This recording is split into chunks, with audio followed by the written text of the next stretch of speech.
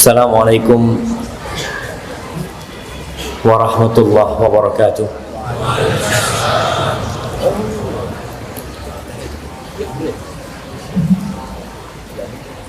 Alhamdulillah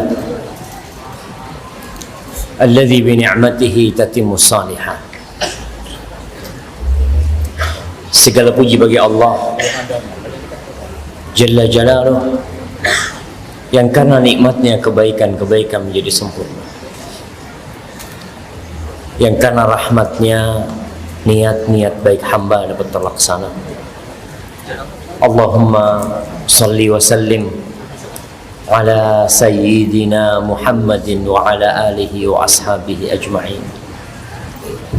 Ya Allah, semoga salawat, salam, berkah dan nikmat senantiasa Engkau curahkan untuk hamba kekasih-Mu, untuk baginda Nabi kita Muhammad alaihi salatu wassalam, untuk keluarga beliau, untuk istri-istri beliau, untuk putra-putri beliau, dan untuk seluruh sahabat Nabi. Semoga Allah meridai kita bersama mereka. Amma ba'd. Yang saya hormati para guru, ya, Ana tadi ngobrol sama beberapa kepala sekolah, ya, sama ketua yayasan bagian pendidikan. Ana jadi prihatin dengan kehidupan guru-guru. Padahal kita nitipkan anak kita ke sana. Sebagian orang tidak peduli dengan guru buat anak-anaknya. Dia peduli dengan keberhasilan dan kesuksesan anak.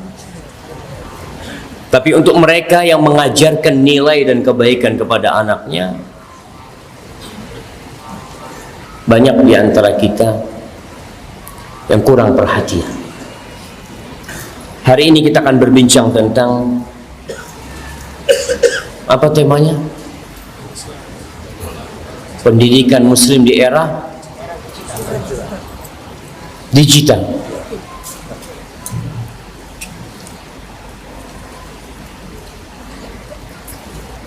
Sebagian kita nggak lahir di masa digital, tapi dia merasakan era digital. Kalau bicara perkembangan teknologi, iya, dulu belum ada televisi. Pertama ada televisi yang ada hitam putih, yang memiliki hanya beberapa orang saja. Setelah itu muncul TV warna. Mulai ribut para aktivis pendidikan dan penggerak pendidikan, karena banyak anak-anak yang waktunya habis dibuat nonton televisi. Padahal acara televisi pada waktu itu, ya, masih TVRI. Apa sih yang ada di TVRI? Orang itu senang lihat ada gambar bisa bergerak. Dulu anak masih ingat kalau SD itu ada satu rumah warga yang tempat kumpulnya orang kampung. Hari Ahad nonton TV. Dulu yang ditonton itu apa coba? Little Miss. Masa ada yang ingat? Apa? Unyil. Si Unyil udah gede nonton. Si Unyil macam-macam, dan orang tua mulai kebingungan. Kemudian muncul setelah itu video. Bioskop sudah ada, tapi masih 1, 2 dan tidak semua orang mampu untuk nonton bioskop. Akhirnya muncul video, dan ternyata itu menyita banyak waktu anak-anak untuk belajar. Kemudian setelah itu muncul channel-channel televisi yang membuat orang nggak perlu lagi video. Nggak perlu lagi VCD karena semuanya sudah ada di televisi. Sampai tahun 98, sebelum Pak Harto lengser, itu ada salah satu mahasiswi S2 dari Australia mengadakan penelitian di Jakarta tentang televisi di Indonesia ini, arahnya mau kemana. Ternyata waktu itu arahnya ke Amerika. Belum ada yang namanya drama Korea. Belum jemaah. Belum ada yang namanya apa sekarang jemaah? Selain drama Korea ada film-film India apa macam-macam. Belum, arahnya ke Amerika.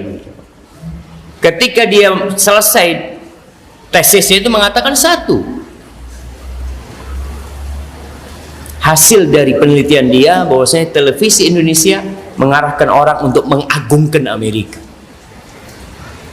Film-film yang ada, acara-acara yang ada. Setelah itu berganti teknologinya, berkembang. Ada internet.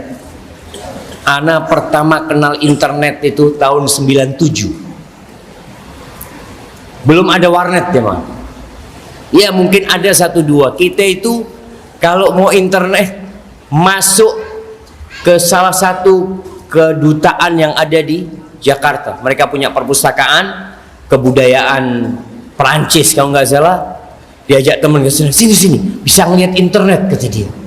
Cuma sekedar nulis apa kelihatan nanti jemaah. Masya Allah, kita bangga sekali jemaah. Akhirnya kita punya teman di koran Jawa Pos di Jakarta. Dia ngomong kalau mau internet datang ke sini tuh. Wah, kita benar-benar melihat sesuatu yang ajaib. Padahal kita sudah kuliah. Sampai akhirnya kita ke Medina, mulai era handphone. Dulu sudah ada handphone, cuma di Medina kita masih handphonenya apa, handphone tahun 98 jamaah? Nokia. Tahun 2003 itu anak punya handphone Nokia 3310. Masya Allah.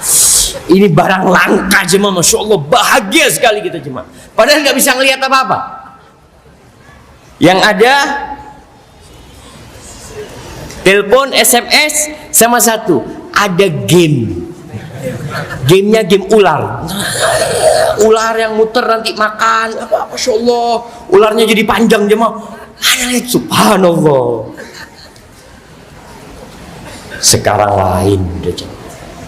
Tuh anak kuliah baru kenal handphone. Sekarang baru lahir pegangannya handphone. Antum melihat anak-anak kecil itu nangis dikasih handphone, ketawa dia jemaah. Padahal dia nggak bisa apa-apa, tapi dia merasa ini sesuatu yang sangat menakjubkan buat dia jemaah. Maka bagaimana sekarang kita mendidik anak kita di era digital seperti ini? Apa yang harus dilakukan oleh orang tua?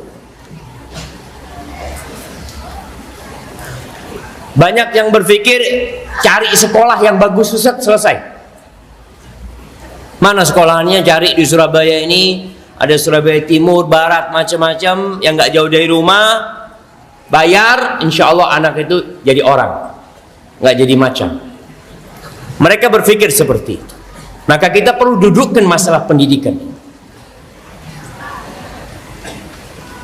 Orang tua jangan sibuk cari duit, mengumpulkan harta. Bapaknya kerja, ibunya kerja, anaknya dididik oleh siapa? Oleh handphone, oleh gadget. Dititipkan kepada babysitter, dititipkan kepada kakek neneknya. Orang tua berpikir untuk membangun dunianya, melupakan masa depan anak-anak. Maka yang pertama, hendaklah kita tahu bahwasanya pendidikan itu tanggung jawab orang tua, bukan tanggung jawab sekolah.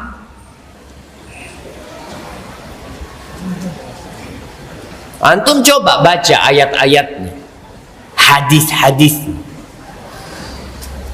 Allah mengatakan, ya ayyuhalladzina amanu qu anfusakum wa ahlikum nar.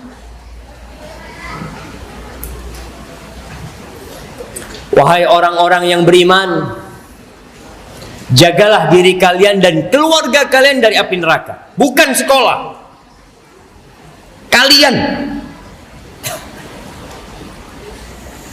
Allah Azza wa Jal menekankan tentang anak ini yang merupakan amanah. Innallaha ya'murukum an tu'addul amanat ila ahliha. Allah memerintahkan kepada kalian agar kalian menunaikan amanat kepada pemilik amanat tersebut. Dan anak itu amanah. Kullukum ra'in, kata Nabi SAW. Kalian semua pemimpin. Wa kullukum mas'ulun an ra'iyati.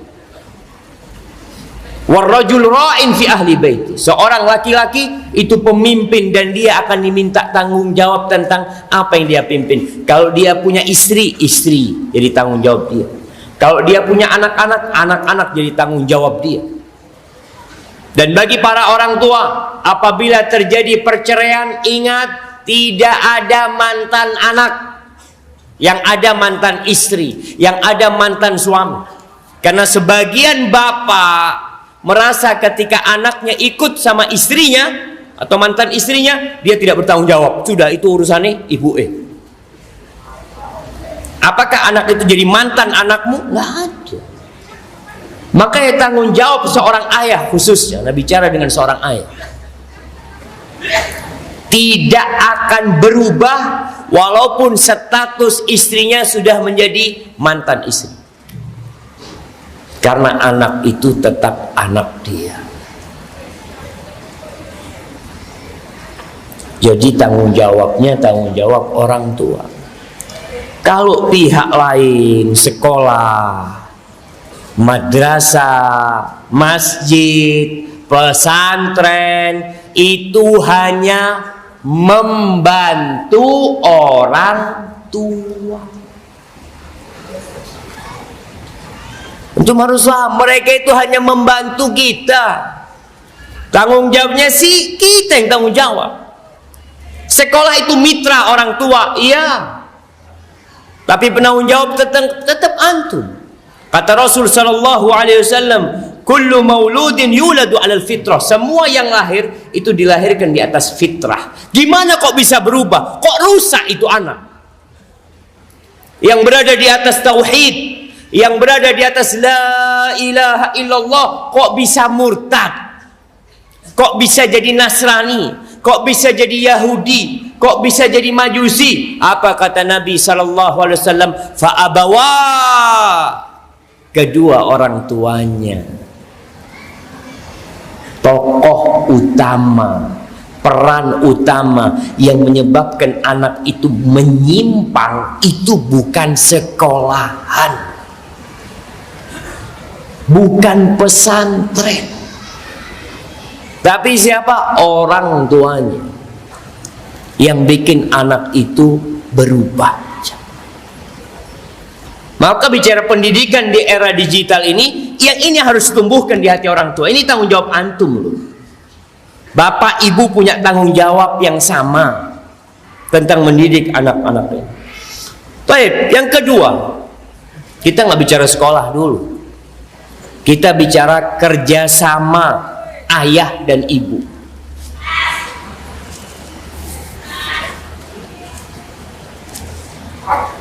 Sinergi.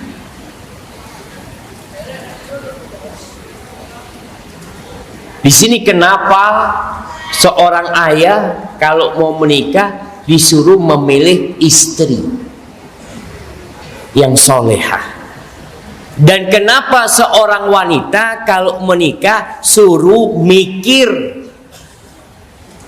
kira-kira yang melamar dia ini pantas enggak jadi imam di rumah, pantas enggak jadi bapak buat anak-anaknya. Karena apa? Karena ada wanita-wanita yang merasa ditinggal sama suaminya dalam pendidikan anak. Suaminya nggak ngurusin. Suaminya cuma ngurusin apa? Fulus. kerja terus cari duit.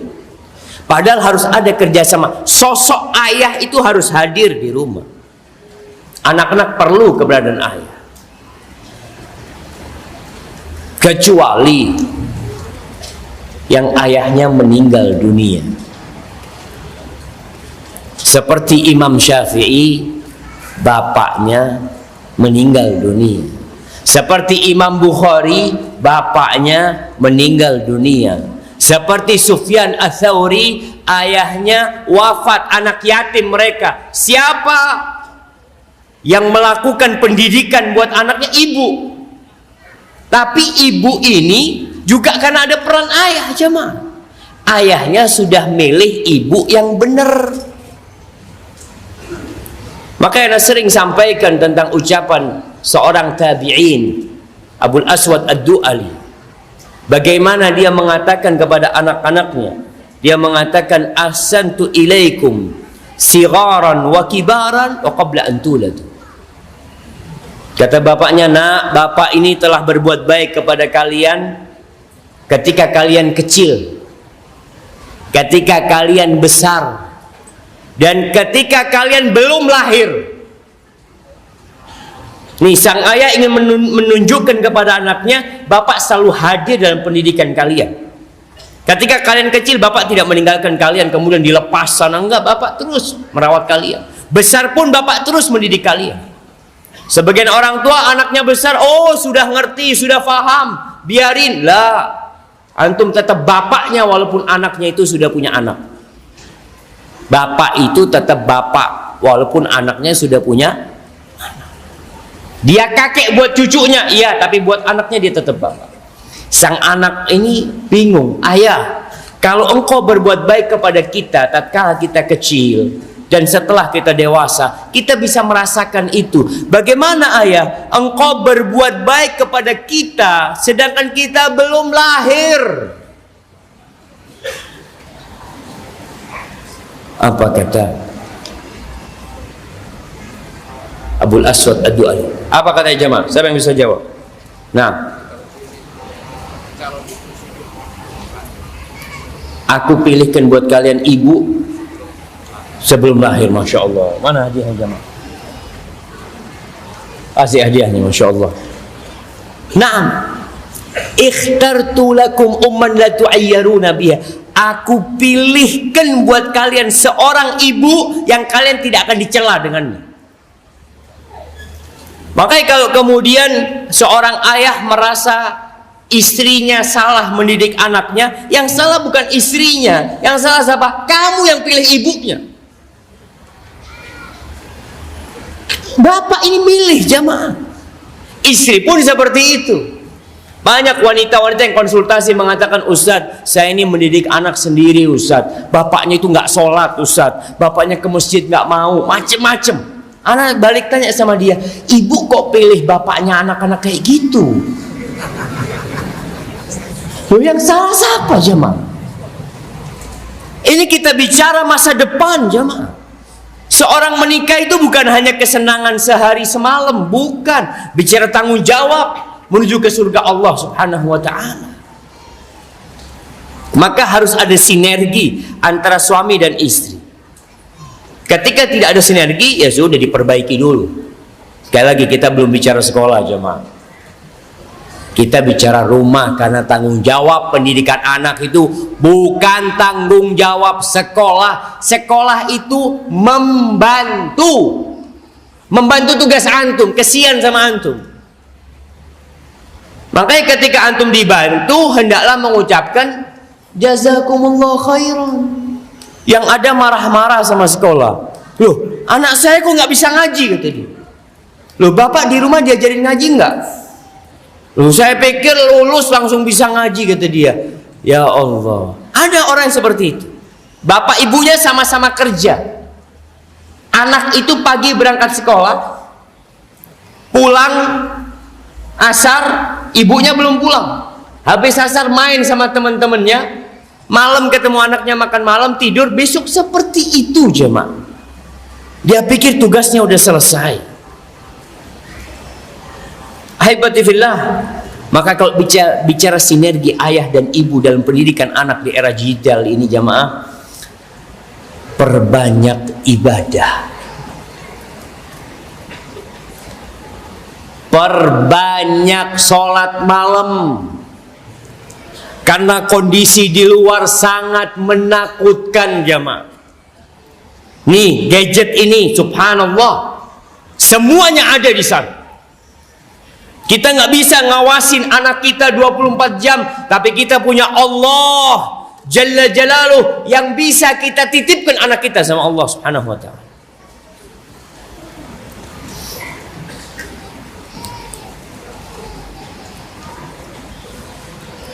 Subhanallah, Sa'id ibn Musayyib, seorang tabi'in hidup di masa generasi terbaik umat ini setelah sahabat. Dia mengatakan kepada anaknya, la azidanna fi salati min ajlik. Wahai anakku, bapak akan tambah volume sholat bapak buat engkau nak. Mau ditambahin sholatnya bapak, bukan kerjanya yang ditambah, sholatnya ditambah supaya Allah jagain engkau nak. Lalu dia membacakan firman Allah Subhanahu wa ta'ala, wa kana abuhuma salihah. Cerita yang ada di surat Al-Kahf, bagaimana tuh anak yatim, bapaknya nggak ada. Anak itu berada di kota, mungkin sekolah, mungkin apa, dia punya harta di desa. Allah jagain tuh hartanya. Allah kirim Nabi Musa alaihissalam bersama Nabi Khadir untuk jagain tuh hartanya milik anak yatim itu. Apa penyebabnya? Bapaknya orang soleh. Ibnu Rajab Al-Hambali mengatakan, waqad yahfazullahu al-'abda bi salahi ba'da mautihi fi dzurriyyati. Allah bisa jagain hamba itu di anak keturunannya setelah matinya dia. Maka sekarang orang tua yang takut dengan masa depan anaknya, sholat yang 5 waktu ditambah sebagai bentuk tanggung jawab orang tua. Bukan datang ke sekolah marah-marah sama sekolah, anak saya tolong seperti ini, tolong seperti ini. Iya, kita akan bantu, tapi ini tanggung jawabnya bapak. Bapak minta sama Allah Subhanahu wa ta'ala. Yang nggak pernah sholat duha, usahakan sholat duha. Masya Allah. Iya, adik mau kemana? Silahkan adik.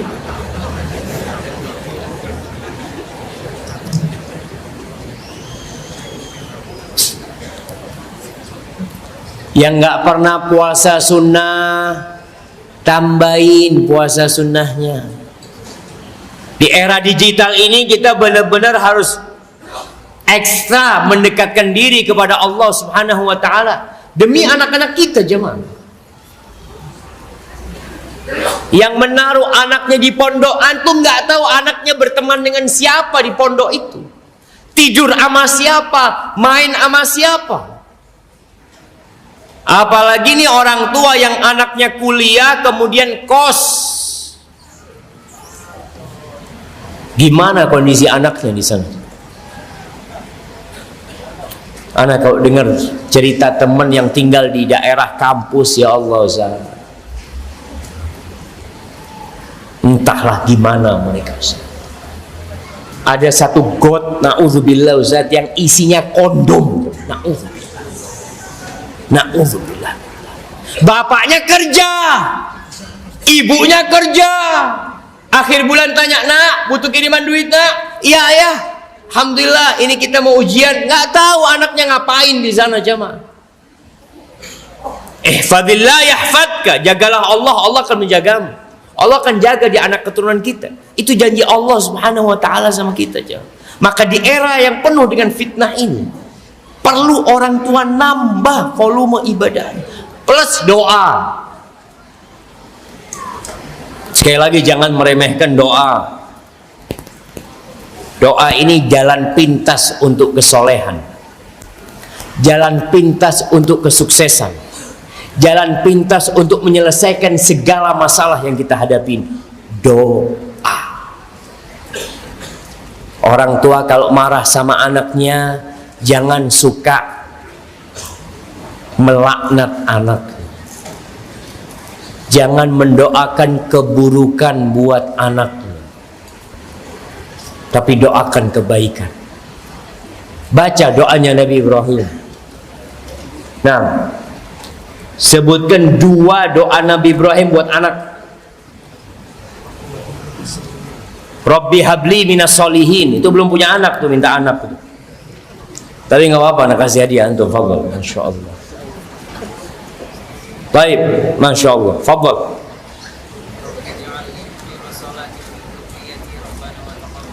Masya Allah. Fadhal. Doanya Nabi Ibrahim, Nabi tidak hidup di era digital. Beliau mengatakan, Rabbi ja'alni muqimas shalah wa min dzurriyyati Rabbana wa taqabbal du'a. Ya Allah, jadikan aku orang yang mendirikan sholat, ya Allah, dan anak keturunanku, ya Allah, kabulkan doaku, ya Allah. Minta seperti itu Nabi. Padahal siapa istrinya? Masya Allah, Sarah, Hajar, wanita-wanita soleh. Tapi seorang ayah nggak boleh berhenti berdoa. Sinergi ngomong juga sama istrinya, Dek, doakan anak-anak kita, Dek. Jangan berhenti berdoa. Aku pagi berangkat kerja, engkau sholat duha lah, istighfar 100 kali, terus doakan anak-anak, Dek. Wallahi jemaah, ini bicara bagaimana kita yang bertanggung jawab. Sekali lagi, bukan sekolahan yang tanggung jawab, bapak ibunya. Doa. Apalagi doanya Nabi Ibrahim. Jemaah, ini yang wali murid yang mana? Ana jadi bingung melihatnya. Nah, fadhal. Rabbana hab lana min azwajina wa dzurriyyatina qurrata a'yun. Itu bukan doanya Nabi Ibrahim. Tapi nggak apa-apa, kasih hadiah, kan banyak hadiahnya. Fadhal. Nah, Rabbi habli minas solihin, Rabbana atina fid dunya hasanah. Hah? Apa? Rabbana hab lana min ladunka dzurriyyatan thayyibah. Itu doanya Nabi Zakaria itu. Ya Allah, jamaah. Sebelah kanan tadi belum pada jawab nih, sebelah kanan. Nah, bukan buat anak itu, yang buat anaknya. Yang buat anak, jamaah. Ya. Rabbi auzi'ni an ashkura ni'mataka allati an'amta 'alayya wa 'ala walidayya. Masyaallah. Tapi bukan doanya Nabi Ibrahim itu. Ini semua doa pokoknya dikeluarkan. Nah, buat anak mana? Wali-walidayya buat bapak. Masya Allah. Tunggu lagi. Inda baitikal muharram Rabbana liyaqumis shalah faj'al afidatan minan nas tahwi ilaihim. Itu doa buat Mekah, tapi nggak apa-apa lah jemaah. Usaha udah capek masa nggak anu. Naam.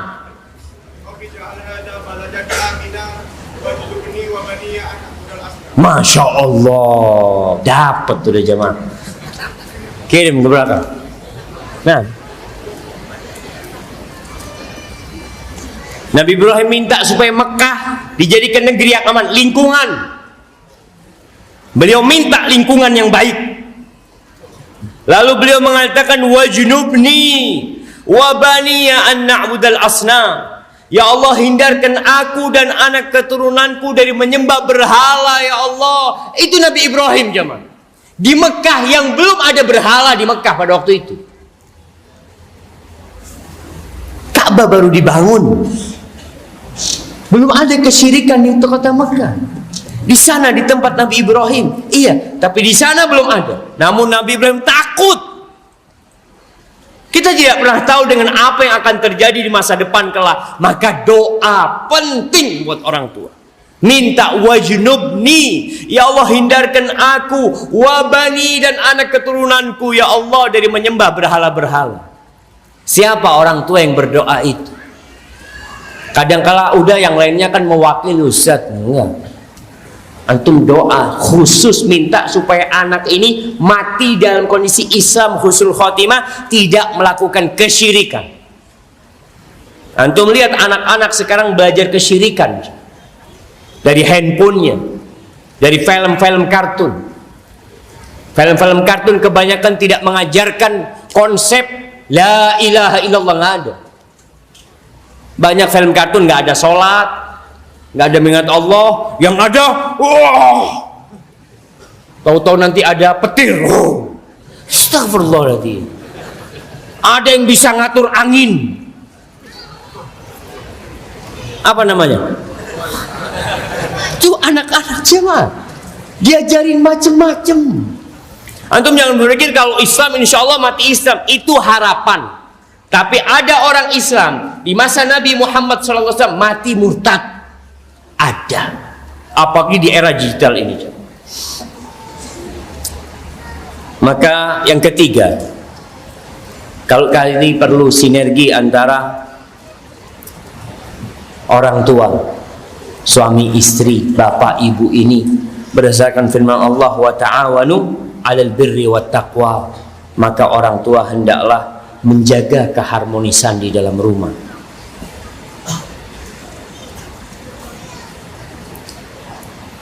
Kenapa perlu dijaga? Karena para psikolog itu menceritakan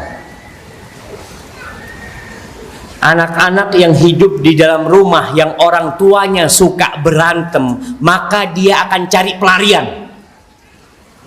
Dia tidak mendapatkan kedamaian di rumah. Dia tidak mendapatkan kebahagiaan. Wallahi jamaah, ada seorang wanita, dia kesian, dia ngomong kalau sudah orang tuanya ribut ya ini itu, dia larikan untuk menonton hal-hal yang negatif. Apa penyebabnya? Karena orang tua ribut di rumah. Bukan kerjasama mendidik anak, kerjasama merusak anaknya dengan keributan yang mereka bikin. Maka ingatlah wasiat Abu Darda radhiyallahu taala anhu. Abu Darda pernah mengatakan kepada istrinya Ummu Darda, wahai istriku, idza ghadibtu faraddini. Istriku, kalau aku sedang marah, tolong engkau berusaha mendinginkan suasana. Nih para wanita yang merasa punya tanggung jawab terhadap anak-anaknya, kalau suaminya marah, jangan ikut marah. Babnya bukan mau menang-menangan, bukan mau menyelamatkan anak. Suaminya marah, istri langsung mengatakan, mohon maaf, afwan, aku beristighfar, mohon ampun sama Allah kalau aku melakukan kesalahan. Dia tahu dia nggak salah, perempuan ini nggak salah, yang salah siapa? Suaminya. Tapi karena dia sayang sama anak-anaknya, jadi dia mengalah. Faraddini, ini pesan Abu Darda, tolong kau bikin aku ini ridho.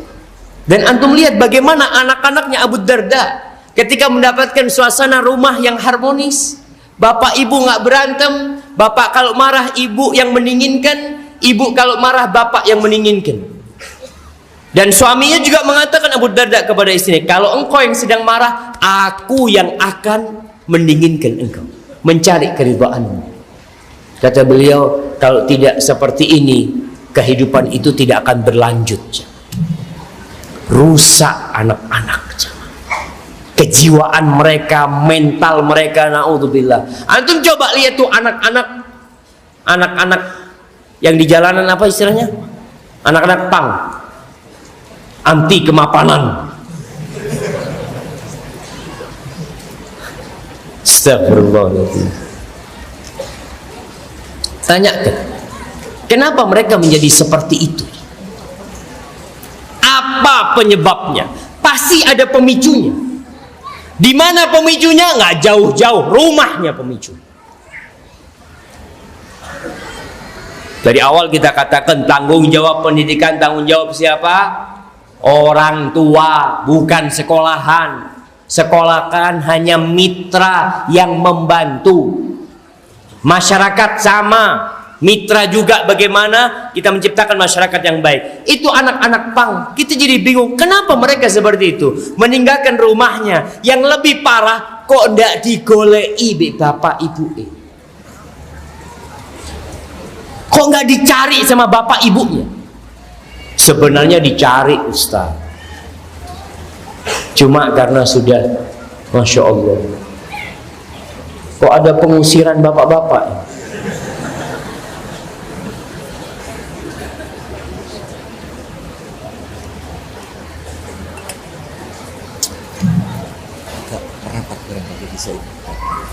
Nah, baik jamaah mungkin bisa lebih merapat ya, karena ada jamaah di luar yang mau masuk, kelihatannya udah penuh padahal masih banyak yang kosong. Bisa merapat ke depan yang sebelah kiri ini. Nggak usah berdiri lah, bergeser dikit. Antum mau berdiri lebih bagus sebenarnya, tapi merapat biasa aja.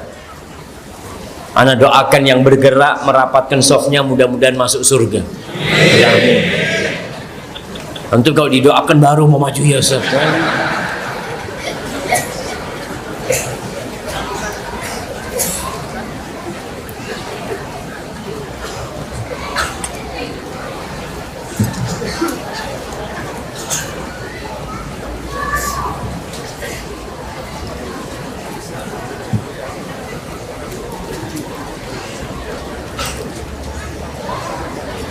Jadi memang di Surabaya ini biasa telat jamaahnya.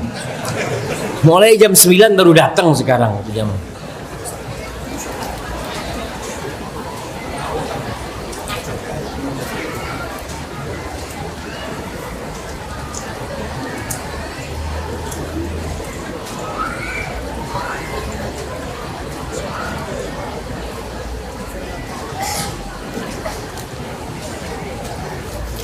Ya, kita lanjutkan jamaah masalah menjaga keharmonisan demi anak.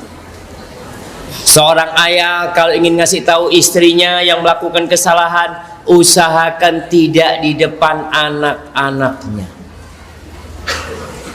Nunggu anak-anak tidur baru ngomong sama istrinya, "Dek, aku ingin kamu seperti ini.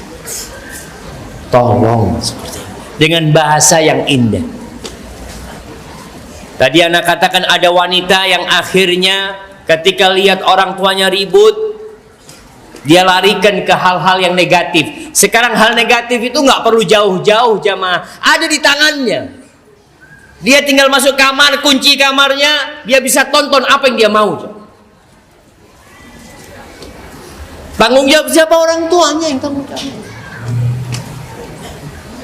Ini perkara yang sangat dahsyat sekali jamaah. Sampai itu perempuan, anak tanya, anti umur berapa sekarang? Umur 38. Anak kayaknya nggak ingin nikah karena lihat sosok bapaknya seperti itu, yang selalu marah-marah sama ibunya, berantem di depan anaknya. Sampai ada kakek nenek yang berantem. Kakek nenek itu cucunya ngomong, apa yang harus anak lakukan Ustaz? Anak tanya, kakeknya umur berapa? 80. Neneknya 70. Masih berantem, masih berantem. Dan kalau berantem sudah keluar rumah, kakeknya ke rumah anak yang mana, ini ke rumah yang mana? Subhanallah. Maka tolong orang tua perhatikan keharmonisan, dijaga lillahi ta'ala jamaah. Artinya mungkin antum nggak suka sama istri antum, ya udahlah. Mungkin sang istri juga ngelihat, ya Allah suami anak ini egois Ustaz, kata dia. Ya sudah, bismillah, anti sabar demi melanjutkan kehidupan ini. Kemudian yang selanjutnya, yang nomor berapa? Nomor 4. Nomor 4, orang tua harus update. Orang tua harus update, harus pinter, harus mau belajar. Plus menjaga hubungan sama anak Ya kehangatan sama dia. Jadikan anaknya itu sudah sohib, teman buat orang tuanya ketika anak itu sudah mulai remaja. Kenapa jamaah? Karena banyak orang tua yang tidak tahu gimana cara pakai handphone. Dia kadang-kala mau foto, "Nana, tolong foto Nona." Ya apa iki bapak dah ngerti. Masya Allah. Jadi dia nggak akan pernah bisa nanti mementoring dan mengontrol anaknya. Nggak akan bisa karena dia nggak tahu. Kita bicara era digital yang hidup semua pakai ini. Siapa teman anak-anak kita? Gimana antum tahu? Di rumah dia hanya berteman dengan tetangga 2-3. Di sini dia punya teman 2000. Dia punya sahabat, ada yang sahabatnya 10.000. Sehingga orang tua harus update, harus pinter belajar lagi dia, ngobrol sama anaknya. Ya obrolan tentang handphone. Nah ini ada handphone bagus sekarang nih. Ini RAM-nya sekian. Bapak kok sudah tahu sama RAM sekarang? Apa RAM memang? Artinya hal-hal yang seperti itu membuat anaknya jadi seneng gitu. Jadi bisa ngobrol sama orang tua, nyambung ngobrolnya sama bapak. Ketika bicara, ya anak terus terang, anak termasuk yang nggak update ya, Bang. Kadang-kala anak-anak, ya dia sekolah di Jakarta, di Depok sana, pakai baju merek macem-macem ya. Yang ngomong, "Bah, ada baju mereknya itu." Aduh nak, merek apa itu? Ada Supermi apa yang sininya Supreme. Oh itu mahal apa? Aduh udah ngerti kita ini sama jemaah. Karena kita hidup di generasi yang pakai baju yang duitnya cukup kita beli. Ada orang-orang yang sudah melihat merek jemaah. Orang tua paling tidak kalau ngobrol sama anaknya tadi, dia jadikan anaknya udah gede jadi ngobrol sama anaknya, nyambung sama anaknya. Khususnya yang berkaitan dengan gadget ini. Orang tua harus pinter aja. Dia tahu anaknya punya IG, dia kirim sama anaknya, tanya kabarnya. Masya Allah, bapakku kok hadir di sini gitu dia. Paling tidak anak jadi tahu, oh bahaya ini kalau bapak tahu. Jadi dia tahu kalau ayahnya tahu engkau berteman dengan siapa, engkau ngobrol sama siapa, itu ketahuan jemaah. Ini yang membuat anak jadi paling enggak dia bisa dekat sama ayahnya. Karena kadang-kala anak-anak itu mau curhat. Dengan siapa dia curhat kalau ayahnya nggak pinter? Kalau ayahnya hanya memikirkan bagaimana penghasilan bertambah di rumahnya, hanya itu yang dipikirkan ayah. Ini bicara demi anak, orang tua harus belajar ikut training kayak apa, belajar sama anaknya. Dan terus terang sebagian anak lebih pinter daripada orang tuanya aja tentang urusan handphone ini. Kemudian orang tua juga perlu mengerti keinginan anaknya. Kepingin apa sih kau nak? Sebagian orang tua Masya Allah, dia jalan sama anaknya, "Yuk nak makan berdua sama ayah." Bingung dia, "Ayah makan ayah." Ada orang makan di rumah sudah nggak usah kemana-mana. Sekali-kali aja anaknya, "Yuk naik motor sama ayah." Tuh yang muda-muda, yang sudah SMP, yang sudah SMA, apalagi kuliah, ayah harus hadir dalam kehidupan mereka. Tanya, "Nak, engkau sukanya makan apa nak?" "Yuk makan sama ayah." Ngobrol sama anaknya, dengarkan curhatan-curhatan anaknya, masalah-masalah anaknya. Kadang-kala dia sudah mulai menaruh kasih kepada diri seorang wanita. Buat yang anak laki-laki, yang perempuan seperti itu, ibunya perlu dekat sama anak-anak perempuannya. Jangan cuma marah doang kerjanya. Nggak boleh, haram. Dia itu tahu kalau itu haram, tapi tugas orang tua bagaimana anak ini meninggalkan yang haram. Bukan hanya menyampaikan hukumnya haram. Tahu dia dari dulu, dia sekolah juga. Kita bicara bagaimana orang tua mendidik anak. Kemudian yang kelima, tanamkan akidah. Tanamkan nilai-nilai Islam yang indah. Di era digital ini ada anak-anak yang benci sama Islam, nggak suka dengan agama Islam. Kalau bicara Islam yang ada dalam benak dia, oh potong tangan. Oh Islam potong tangan, kata dia. Karena itu yang dia baca, jamaah. Ingat, di sini mereka akan baca segala sesuatu. Dia akan baca yang di-share oleh temannya, oleh sohibnya, yang orang tua nggak tahu apa yang dibaca oleh anaknya. Maka tanamkan sejak dini pengertian tentang nilai-nilai Islam.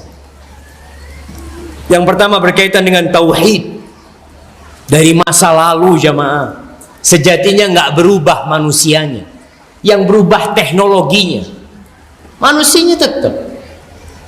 Bagaimana Luqman memberikan wasiat kepada anaknya, ya bunayya la tusyrik billah inna syirka la zulmun azim. Wahai ananda, jangan melakukan kesyirikan. Kesyirikan itu adalah sebuah kezaliman yang nyata. Tuh ayah sama anaknya bicara syirik, bicara tauhid sama anaknya. Tanamkan hal itu, sehingga tatkala sudah punya modal itu, dia apapun yang dia hadapin, dia sudah punya saringan. Oh ini syirik, dia tahu dari ayahnya. Oh dari sekolah, Ustaz, alhamdulillah. Sekali lagi anak sampaikan, sekolah, kalau antum pilihkan sekolah yang baik, antum punya mitra yang baik untuk mendidik anaknya. Bersyukur kepada Allah Subhanahu wa taala. Tapi ingat, tanggung jawab orang tua. Tanamkan akidah sejak kecil. Tanyakan kepada dia, man rabbuk? Nah, siapa Rabbmu nak? Rabbi Allah. Man nabiyuk? Muhammad sallallahu alaihi wasallam. Ma dinuk? Islam. Ma kitabuk? Al-Quran Karim. Ma kiblatuk? Al-Ka'bah. Man ikhwanuk? Al-Muslimun. Mulai ditanamkan kepada dia nilai-nilai kebaikan ini, jamaah, sehingga dia jadi cinta sama agama Allah ini. Karena kalau orang nggak cinta sama Allah, kenapa kita melihat, jamaah, banyak orang-orang Islam, tokoh-tokoh public figure yang dia itu agak fobi sama Islam itu. Sebagian mereka itu memang sekolahnya, awal sekolahnya di sekolah non muslim. Kalau sekolahnya di sekolah non muslim, antum tahu kualitas bapak ibunya. Kira-kira bapak ibunya mau menanamkan nilai-nilai Islam? Dulu, jamaah, dan sampai sekarang kita melihat, kita ya harus terus terang bahwa sekolah-sekolah non muslim seperti sekolah-sekolah Katolik itu banyak yang bagus-bagus dari sisi pendidikannya, sekolah favorit apa macam-macam. Ini orang Islam nyekolahkan anaknya di sana. Tujuannya apa? Dunia. Akhirat nggak pernah dipikirkan sama dia. Nggak usah sekolahnya bagus. Terus bagaimana? Tuh anak lulus benci sama Islam nanti. Kalau dia nggak masuk ke agama itu, dia akan benci sama Islam. Paling tidak dia jaga jarak sama Islam. Dia akan memuji-muji agama yang di sebelah. Oh bagus kok, oh bagus kok. Islam, oh menakutkan, serem Islam itu. Selalu yang dibayangkan itu dia. Yang bayangan Islam itu rajam. Perempuan berzina dirajam. Padahal dia punya pacar, jemaah. Anak dirajam nanti kalau Islam. Maka sejak dini orang tua tanamkan tentang nilai-nilai Islam. Yang pertama berkaitan dengan tauhid, iman kepada Allah, iman kepada hari akhir. Sampaikan kepada anak kita bahwa semua yang ada di muka bumi ini akan hancur. Bawa anaknya ke kuburan. Tanamkan di diri anak kita beriman dengan hari akhir, hari kebangkitan, bahwa manusia mati nggak bawa apa-apa, sehingga kecintaan dia kepada dunia itu berkurang. Dia jadi sadar.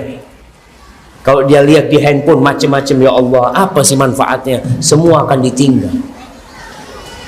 Ini menjadi tugas orang tua, menanamkan nilai tersebut. Orang tua yang punya kelemahan, oke, anak, Ustaz, kok pendidikan anak lemah, Ustaz ya. Dulu para khalifah,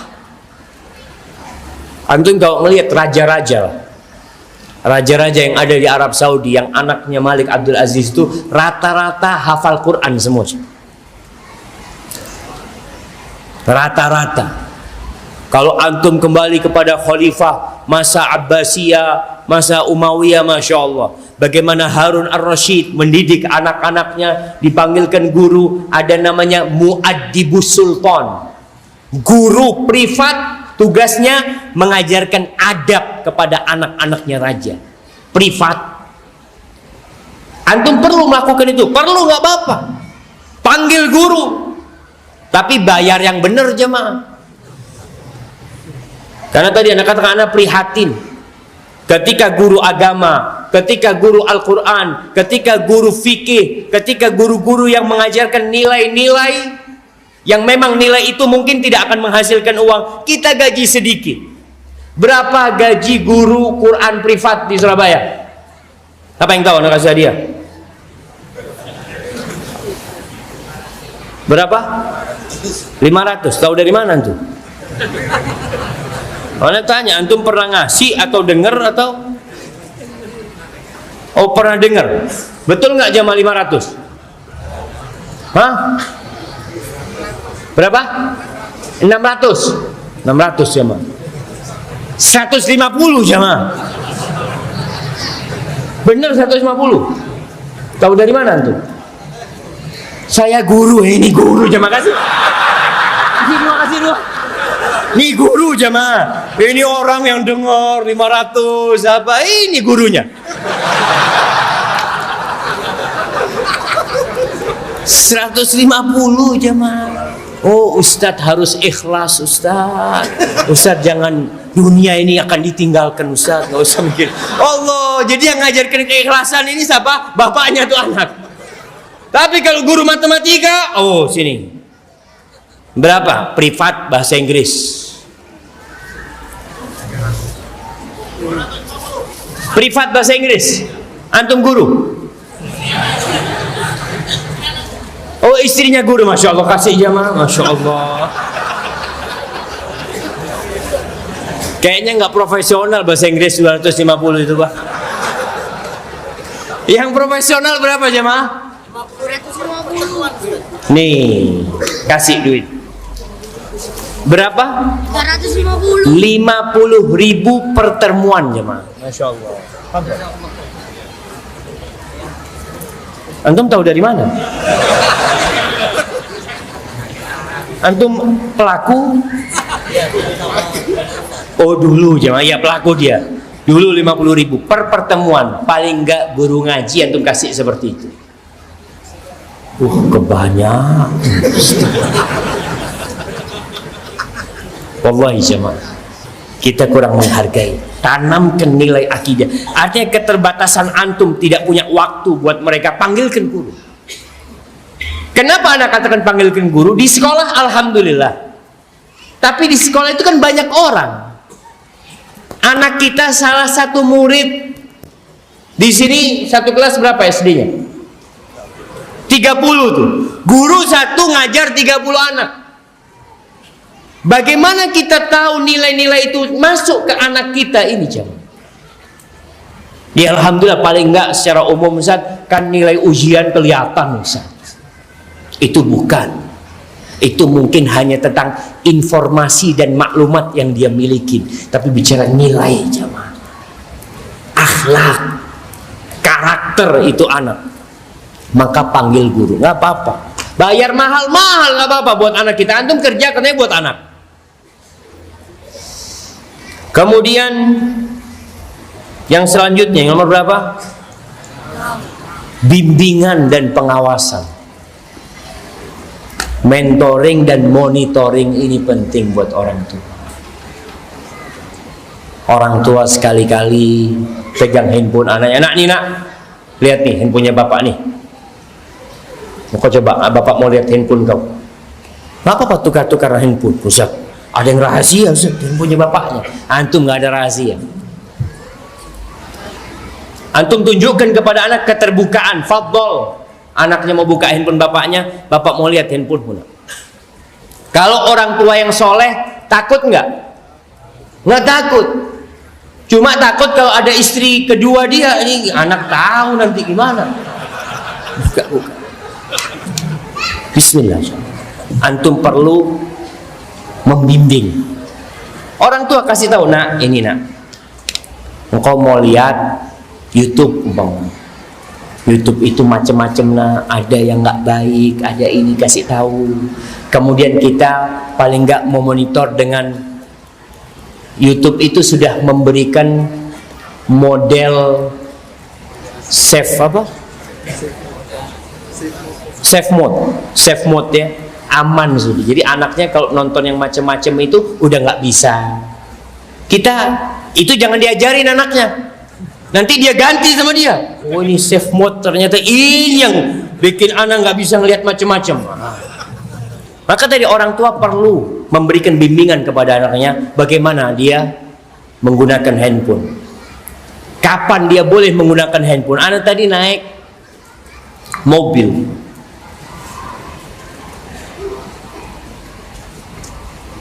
Anak membaca beberapa, mana kok sudah hilang?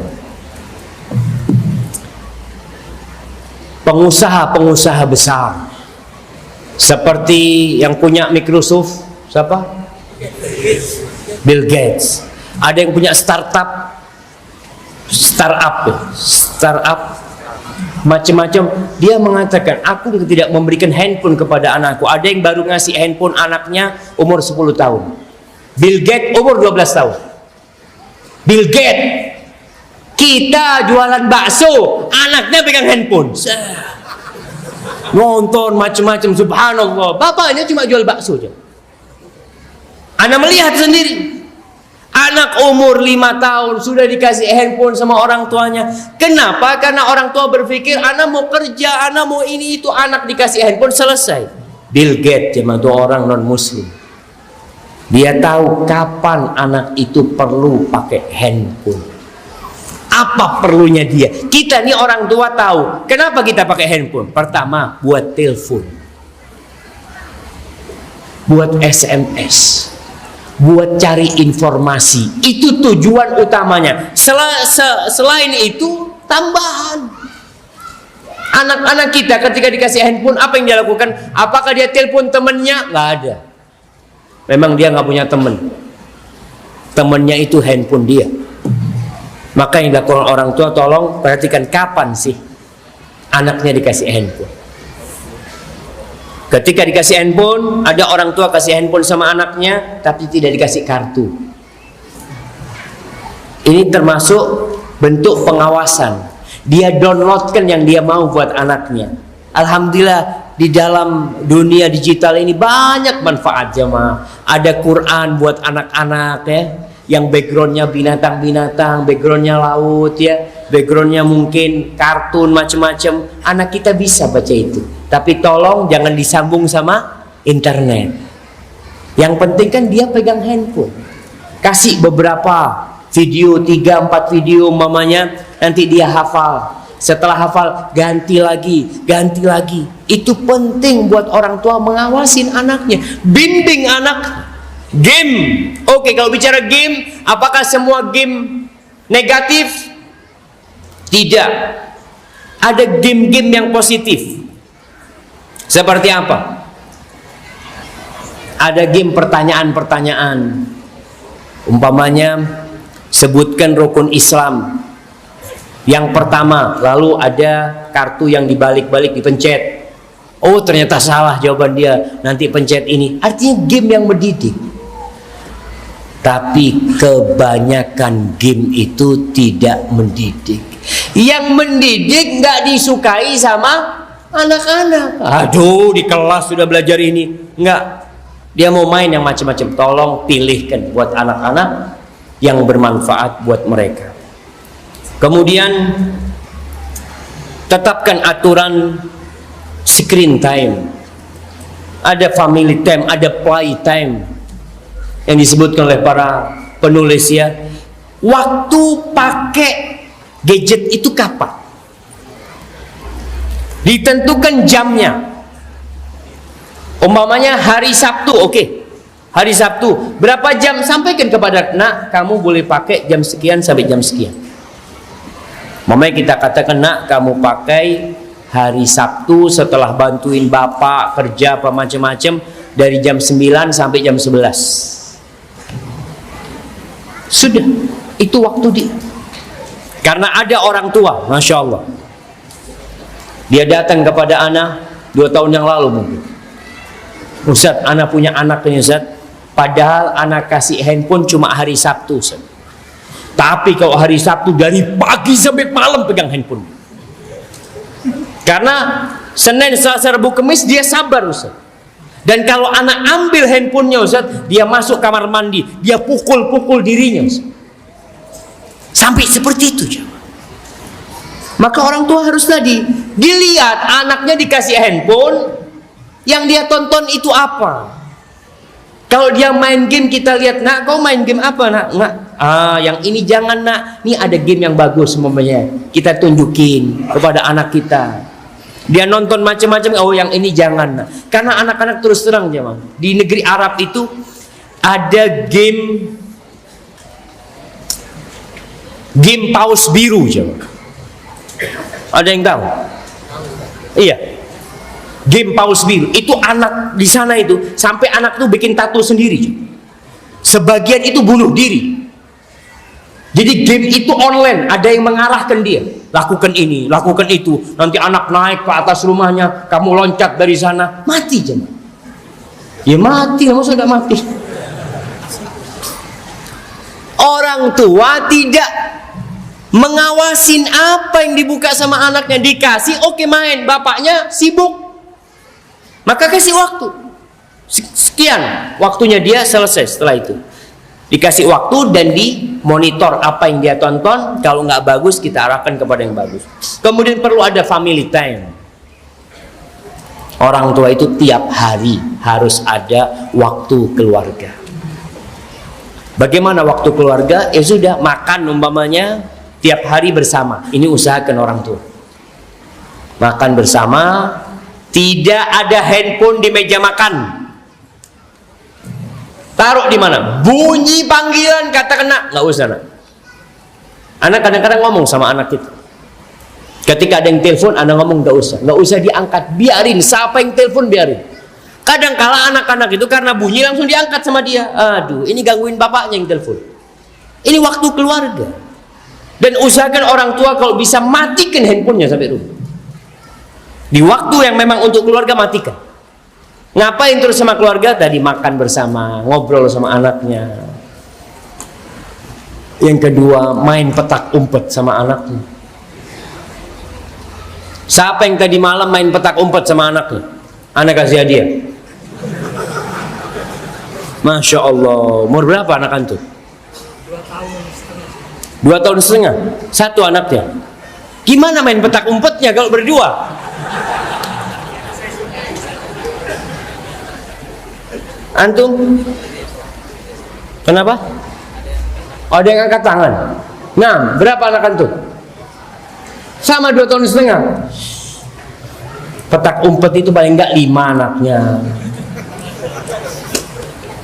Betul jemaah. Usahakan waktu berkeluarga sama ibunya, ajak main. Masya Allah, anak merasakan nikmatnya anak-anak tuh sampai anak punya anak umurnya 4 tahun. Masya Allah. Kalau anak pulang dari masjid sholat isya, dia ngomong baba, langsung dia ke tembok. Wahid, Isnin, Selasa, bapaknya baru datang. Dia sudah mau main. Dia merasakan sesuatu yang indah jemaah. Itu yang diperlukan anak di era digital seperti ini, yang mana permainan-permainan seperti itu sudah mulai hilang. Orang tua harus turun. Kalau engkau memikirkan anakmu, kalau enggak ya terserah. Apa permainan yang sudah hilang jemaah? Dulu kita main kuda-kudaan pakai pisang. Ingat nanti. Tembak-tembakan pakai pisang. Kadangkala kita ada main banteng-bantengan, benteng-bentengan, yang kejar-kejaran. Itu anak masya Allah habis main itu langsung tepar di atas ranjang. Kecapean. Tapi kalau pegang handphone dari pagi sampai sore nggak capek dia jam. Maka tadi screen time, family time, play time, waktu bermain sama anak khususkan buat anak-anak. Dan ya mau nggak mau kita kadangkala harus mengkhususkan waktu buat anak kita. Ada seorang anak, Anda baca di sebuah buku, anak itu tanya sama bapaknya, ayah kerjanya di mana ayah? Kata dia. Cerita ayah kerja gini, ayah nih gajinya per jam nak. Kata dia. Masya Allah ayah, berapa ayah digaji per jam? Kata dia. $100. Anaknya ngomong, ayah boleh aku pinjem $50? Buat apa nak? Aku punya duit $50 ayah. Aku mau waktunya ayah 1 jam. Dia mau beli waktu bapaknya tuh. Karena bapaknya sudah mulai menghargai segala sesuatu dengan uang. Semua fulus. Dia kerja kemana? Hada fulus, hada fulus. Ini anakmu. Pedulikan anakmu. Orang tua kadang-kadang datang asar, maghrib kumpul lagi sama sohib-sohibnya. Habis isya ziarah ke rumahnya fulan-fulan. Kapan waktumu buat anak-anak dan istri? Rasul sallallahu alaihi wasallam orang super sibuk ngurusin umat dan sibuk beribadah kepada Allah azza wajalla. Apa yang beliau lakukan alaihi salatu wasallam? Malam ngobrol sama istrinya, masih main sama cucu-cucunya, berkunjung ke rumah putrinya Fatimah. Malam hari mau sholat malam, didatengin rumahnya Ali bin Abi Thalib sama Fatimah padahal sudah menikah. Digedor pintunya, ala tusollian, kalian nggak mau sholat nih, waktunya sholat malam ini. Itu Nabi alaihi salatu wasallam tetap peduli sama putranya, peduli sama cucu-cucunya alaihi salatu wasallam. Didoakan tuh cucunya. Kemudian yang terakhir,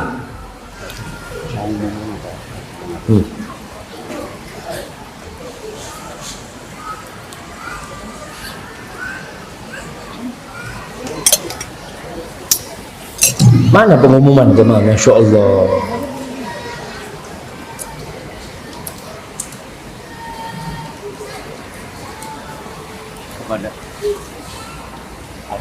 Sini yang baca sudah. Kepada pemilik mobil Kijang warna hitam W1092 NV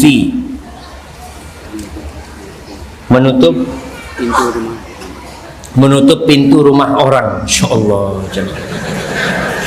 Ya. Monggo ini jamaah. Ini kayaknya telat datangnya. Iya, udah telat nutup pintu rumahnya orang antum lagi. Baik, mohon segera dipindahkan jamaah. Ternyata belum yang terakhir jamaah, sebelum terakhir kerjasama dengan pihak sekolah. Tolong orang tua suka membuka buku penghubung, dilihat apa sih catatan-catatan buat anaknya, kewajiban-kewajiban buat anaknya. Karena sekali lagi peran utama itu antum, sekolah hanya membantu. Maka tolong antum melakukan peran antum, sekolah melakukan perannya. Dibaca. Oh subhanallah, ana dapat buku TK. Ketika ana sekolah TK, ana dulu sekolah di TK Al-Furqan di Jember. Ana dapat tuh buku TK penghubung ya, Pak. Ana lihat tulisan ibu ana di sana. Alhamdulillah Syafiq sudah mulai bisa pakai kos kaki sendiri, masya Allah. Itu ternyata memang harus seperti itu. Orang tua ini menceritakan kepada guru apa yang dilakukan anaknya di sekolah. Guru menceritakan kepada orang tua apa yang dilakukan anaknya di sekolah. Nyambung nih jamaah. Bukan antum nyerahkan anak ke sekolah, anak kepingin anak-anak seperti ini. Tidak. Makanya sebagian sekolah itu katanya sekolah unggulan. Sekolah unggulan, masya Allah. Muridnya juara 1 matematika, juara 1 olimpiade fisika, itu cuma 1 yang jadi juara. Anaknya antum belum tentu. Antum mikir, loh anak-anak kok nggak jadi juara-juara ya sekolah di sana? Karena antum tidak melakukan peran. Tuh yang 1 jadi juara bisa jadi bukan karena sekolahnya, karena orang tuanya yang di rumah mendidik kembali itu anak. Maka kerjasama sama orang tua. Dulu kita jamaah masya Allah, ketika SD Ya namanya anak SD kadang-kala nakal. Dulu pendidikan masih boleh mukul. Kita kalau guru perempuan itu, anak sering di dada sebelah kiri ini warnanya hijau aja, Mak. Sering dijiwit sampai diputer gitu. Wah. Kalau guru laki godek ini aja, Mak. Tarik sama guru laki. Dan kita tidak pernah laporan sama orang tua. Kalau laporan ditambahi. Dulu ditambahi, kalau sekarang dilaporkan polisi. Iya, kalau sekarang dilaporkan polisi, oh ini apa istilahnya? Pelanggaran HAM, subhanallah. Itu yang terjadi dulu. Maka memang harus berubah. Oke, berubah sekarang. Tapi antum harus tahu apa yang dikerjakan anak antum di sekolah, apa yang dilakukan anak antum di rumah, antum laporkan kepada gurunya. Ucapkan terima kasih kepada guru. Ucapkan terima kasih kepada guru. Guru bukan malaikat. Guru melakukan kesalahan, dia manusia. Seharusnya antum memberikan penghargaan yang paling terbesar. Karena antum ketika kerja, antum titipkan anak antum ke sekolah dari jam 7 sampai jam 2. Ada yang full day nitipkan anak. Maka tolong hargai peran guru. Baik, yang penutup jamaah. Ya ini penutup beneran nih, jamaah. Ciptakan lingkungan yang sehat. Kita harus menciptakan lingkungan yang sehat. Harus kerjasama sama tetangga-tetangga. Islam itu mengajarkan bagaimana kita berbuat baik sama tetangga. Karena apa? Kita perlu bantuan tetangga jagain anak kita. Anak kita ini mainnya di mana? Di rumah mereka aja. Dulu tahun berapa pernah ada yang namanya JBM, jam belajar masyarakat. Jadi dulu itu jemaah, orang-orang bekerja sama di satu perumahan umpamanya, dari jam 6 sore sampai jam 8 itu nggak ada TV yang hidup. Anak itu mau ke rumah tetangga, TV-nya juga mati. Tetangga satu mati semuanya. Jadi mau kemana dia? Belajar akhirnya. Maka kita perlu kerjasama sama tetangga-tetangga itu. Ada waktu-waktu tertentu yang nggak pegang handphone. Sampaikan, Bok, kita ini bersama-sama gimana anak-anak main ke rumah anak anti tapi bukan pegang handphone. Anak punya anak kadang-kala ke rumahnya Fulan karena Fulan dikasih handphone sama orang tuanya. Sedangkan di rumah anak nggak kasih dia. Maka perlu ada kerjasama, membentuk lingkungan yang sesuai dengan sunnah. Lingkungan yang saling mendukung untuk pendidikan anak-anak kita. Dengan cara apa? Ada RT. Tadi juga memilih rumah itu, pilih tetangganya dahulu sebelum memilih letaknya yang strategis ya. Karena itu membantu pendidikan anak-anak kita di era digital ini, jemaah. Ketika semua sepakat, satu tetangga semua sepakat, nggak ada handphone kecuali jam 4 sampai jam 5 sore, selesai. Jam 4, jam 5 sore. Anak kita ke rumah mereka, di luar jam itu dia nggak akan ketemu handphone. Biarkan mereka main seperti dahulu, jemaah. Hadza wallahu a'lam bishawab. Itu yang bisa Anda sampaikan pada kesempatan kali ini. Masya Allah. Kita masuk ke sesi tanya jawab.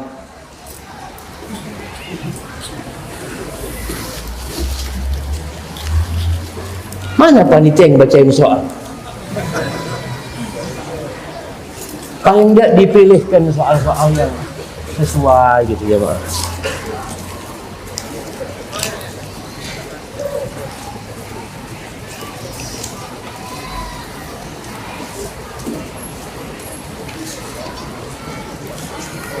Nah, ini ada pertanyaan.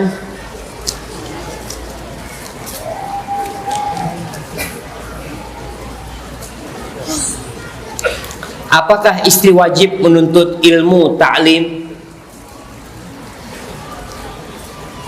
Kita tidak bicara istri. Rasulullah SAW mengatakan talabul ilmi faridatun ala kulli muslim. Menuntut ilmu itu kewajiban buat setiap muslim. Mau dia istri, mau dia anak, mau dia janda, mau dia ibu, wajib menuntut ilmu. Bagaimana cara menuntut ilmunya? Ya mungkin macam-macam. Ada yang bisa belajar kuliah. Kita bicara ilmu agama jemaah.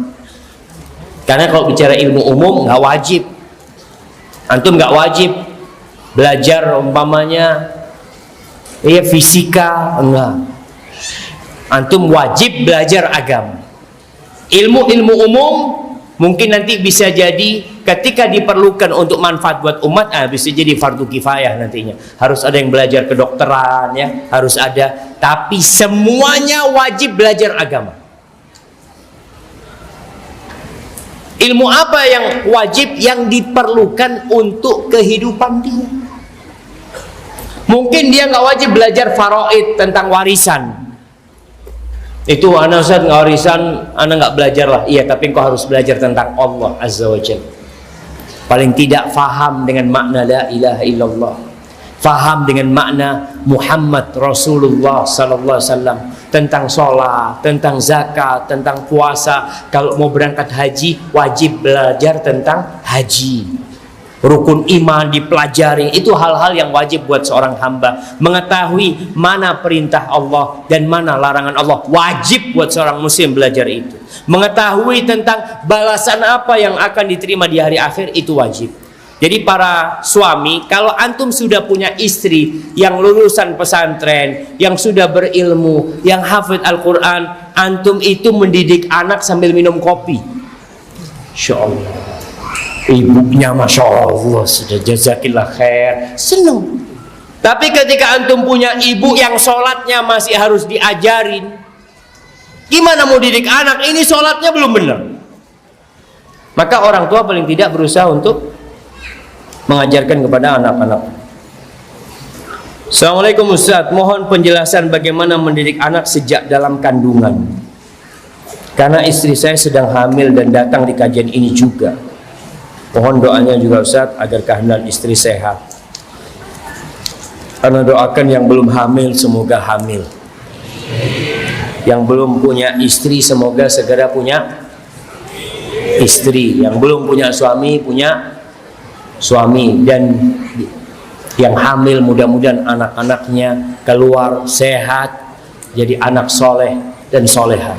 Bagaimana mendidik anak sejak di perut ibunya? Tadi yang kita udah bicarakan, orang tua jaga hubungan sama Allah Subhanahu wa ta'ala, supaya itu anak dijaga sama Allah.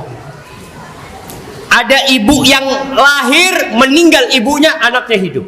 Tapi ketika sang ibu dalam masa hamil itu menjaga perintah Allah, mendekatkan diri kepada Allah, jangan takut, Allah akan jaga tuh anak walaupun nggak ada ibunya. Sebagian mungkin berpikir, gimana nanti Ustaz kalau suaminya menikah lagi, ibu tirinya jahat, macam-macam. Engkau titipkan sama Allah Subhanahu wa ta'ala.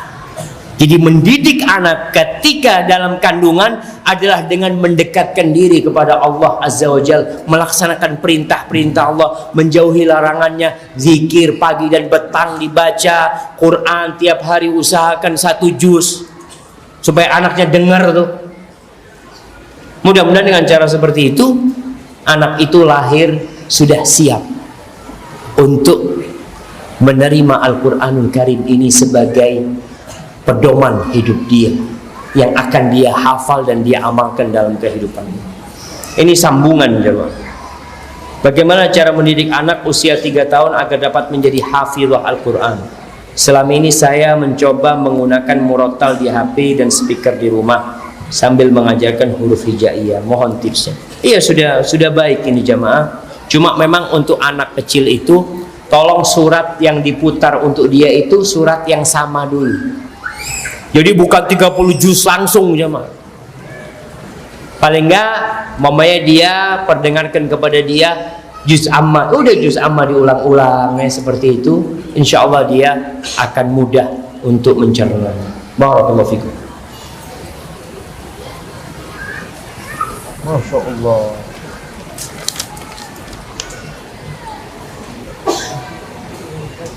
Assalamualaikum Ustaz. Waalaikumsalam. Anak saya ketika pulang sekolah minta buku bacaan selain pelajaran sekolah, tapi ayahnya tidak mengizinkan. Bagaimana menyikapi? Bukunya pengetahuan umum, mengenai alam dan wawasan umum. Jazakallah khair. Alhamdulillah jemaah. Orang tua ini seharusnya mendukung nih anaknya suka membaca.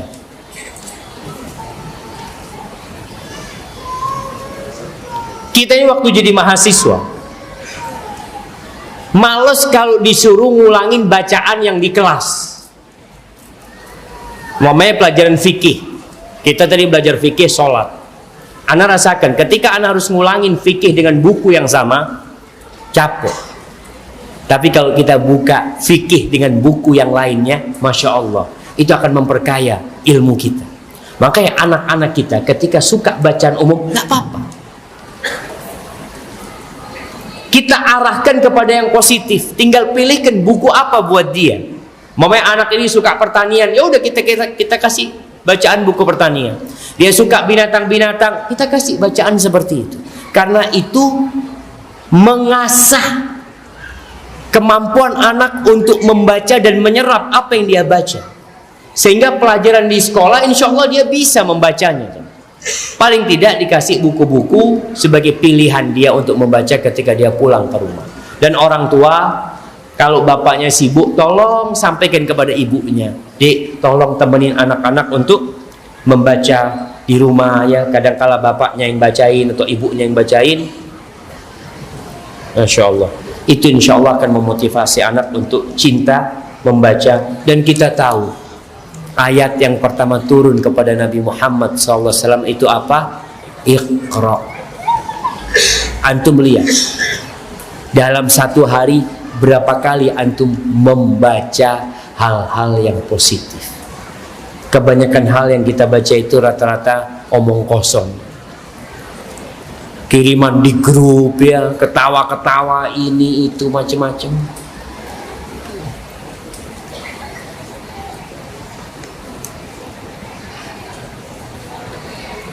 Ustadz, anak saya yang mau ikutan demo, sedangkan dia perempuan dan anak SD yang terlanjur kecanduan HP. Allahu Akbar jamaah. Siapa yang mau disalahkan? Sekolahnya, HP-nya, apa orang tuanya? Ya orang tuanya. Gimana anak SD perempuan suka main HP? Hendaklah perempuan. Ana membaca beberapa negeri itu jamaah, termasuk dikatakan negeri yang masih diskriminasi kepada wanita. Salah satunya Jepang. Ketika Ana di Jepang, Ana bertemu dengan beberapa teman di sana. Mereka cerita, wanita Jepang ini, kalau menikah, dia itu sudah berkhidmat kepada suaminya. Jadi hampir nggak ada pembantu di rumah-rumah wanita Jepang. Jadi mereka bekerja sendiri. Cuma gajinya suami semua diberikan kepada istri. Mereka mengatakan seperti itu. Apa hubungan dengan pertanyaan ini? Tolong anak-anak perempuan tetap di atas kodratnya sebagai perempuan. Allah mengatakan walaysa dzakaru kal unsa. Lelaki itu nggak sama dengan wanita, nggak sama jemaah. Siapa yang mau menyamakan laki-laki dengan wanita? Secara hukum di hadapan Allah sama, tapi kodrat dia sebagai wanita, kita tahu wanita tidak diperintahkan sholat berjamaah di masjid. Apakah kemudian kita kata, oh sama, perempuan harus ke masjid juga sholatnya? Gimana kalau perempuan harus ke masjid sholatnya? Ini bawa anak 3 ke masjid, itu bawa anak 2, itu bawa anak 5, perempuan-perempuan ke masjid. Kodratnya tidak. Sholatnya perempuan di rumah lebih utama daripada sholat dia di masjid. Ada beberapa perbedaan. Perempuan dibandingkan laki-laki derajatnya 3 kali di atas laki-laki. Kalau dia seorang ibu, siapa orang yang paling berhak mendapatkan kebaktian kita? Ibumu, kata Nabi SAW. Kemudian siapa? Ibumu. Kemudian siapa? Ibumu. Apa mau disamakan laki sama perempuan? bapak nggak pernah hamil, nggak pernah melahirkan, nggak pernah nyusui, disamakan sama laki perempuan. Jangan mau, perempuan pun nggak boleh mau. Tapi ternyata persamaan yang diinginkan itu sama-sama kerja. Islam enggak. Perempuan wajib bekerja, wajib di rumah. Mendidik anak, mempersiapkan generasi masa depan, wajib dia melakukan itu. Kalau perempuan nggak kerja, tutup negara ini. Kalau perempuan tidak bekerja mempersiapkan generasi masa depan, siapa terus yang mempersiapkan generasi masa depan? Bisa tutup Indonesia.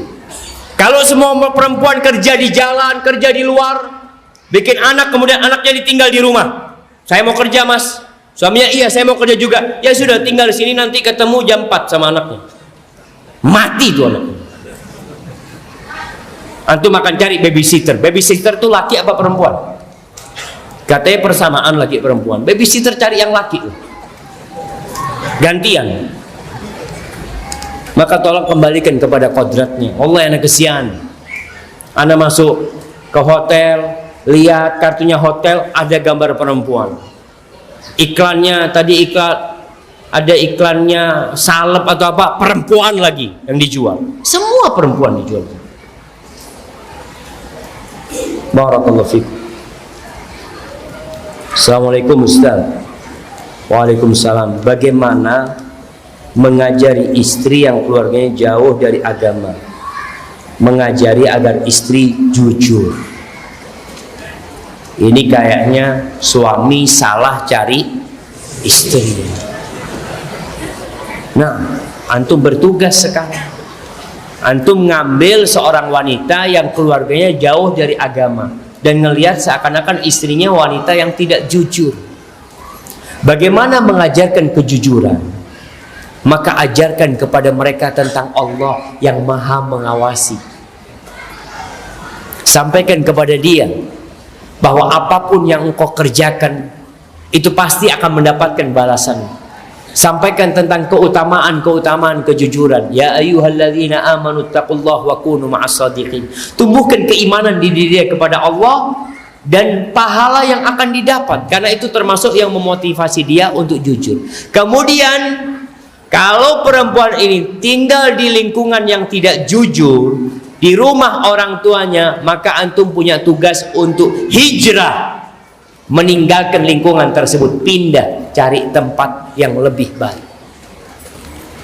Karena pengaruh lingkungan itu besar.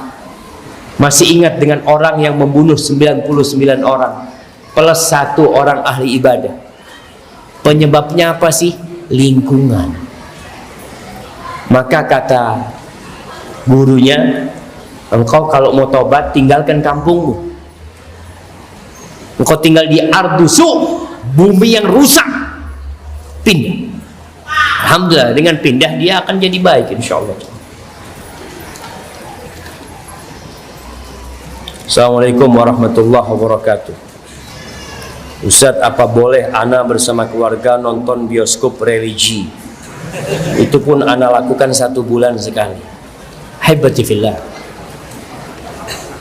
Kalau mungkin di film itu ada nilai-nilai kebaikan, tapi kita tahu tempatnya bukan tempat kebaikan.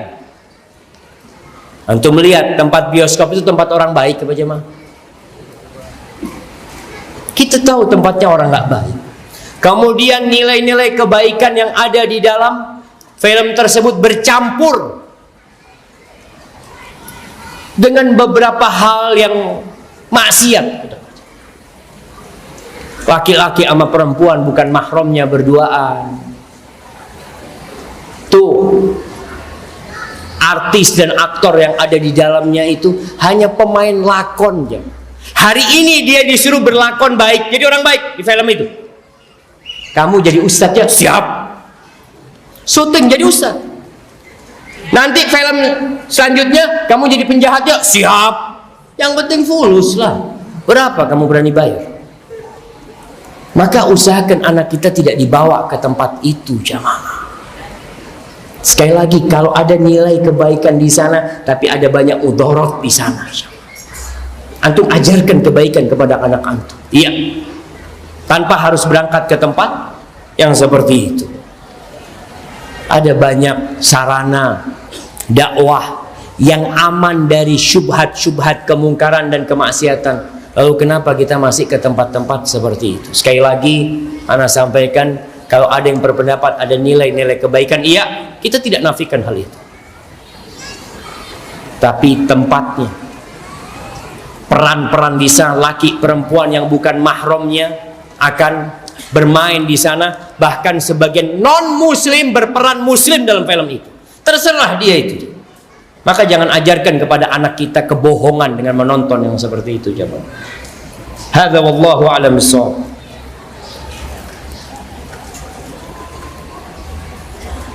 Ustaz, seringkali kita orang tua mengerti pendidikan yang benar sesuai Islam di saat usia orang tua sudah terlambat. Jadi anak sudah terbentuk dalam pola pendidikan yang kurang islami. Mohon nasihatnya. Kalau seperti ini orang tua bertobat yang pertama. Nah,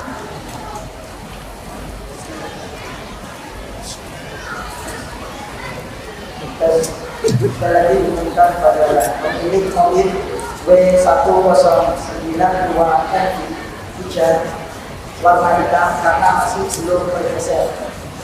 Sekali lagi diumumkan pada pemilik mobil W1092F hujan warna hitam, dimohon untuk segera meninggalkan mobil. barakallahu fikum. Kembali jamaah tadi, kalau orang tua terlambat mendidik anaknya dengan benar, apa yang harus dia lakukan? Bertobat, karena dia telah mengabaikan kewajiban dia. Bapaknya dulu nggak sholat sehingga anaknya besar tidak sholat. Ibunya dulu tidak menutup aurat sehingga anaknya tumbuh besar menyampakkan auratnya kepada orang-orang. Bapaknya tobat, ibunya tobat, anaknya belum tobat. Apa yang harus dilakukan? Orang tua perbaikin hubungan dia sama Allah, minta ampun dia sama Allah. Dari awal kita bicarakan, orang tua yang ingin anaknya dijaga sama Allah Subhanahu wa taala, hendaklah dia menjaga ketakwaan dia kepada Allah Jalla Jalaluhu. Jaga ketakwaan dia, insya Allah dijaga anaknya dengan izin Allah. Maka bertobat. Kemudian yang kedua, sampaikan kepada anak. Jangan malu, katakan bapak salah nak. Iya, bapak minta maaf, bapak dulu nggak ngajarin engkau sholat. Tapi ketahuilah nak. Kemudian ngomong sama anaknya, cari waktu yang tepat, usahakan dekat sama anaknya. Ibu juga dekat sama anaknya untuk ngobrol dari hati ke hati, tumbuhkan keimanan diri dia. Salah satunya tadi dengan ziarah kubur, bawa anaknya ke rumah sakit, ke tempat-tempat orang yang sudah parah sakitnya, yang tabrakan-tabrakan, tunjukkan kepada dia supaya dia hatinya terenyuh jemaah. Dia faham dengan hakikat kehidupan ini. Mudah-mudahan dengan cara seperti itu akan tumbuh benih-benih keimanan yang memang tidak ditanam oleh orang tuanya sendiri. Hadza wallahu a'lam. Afwan Ustaz, mau tanya, gimana sikap atau tindakan saya kalau mendidik anak beda dengan suami? Karena kita menikah sudah bawa anak sendiri-sendiri. Apakah saya harus diem aja Ustaz?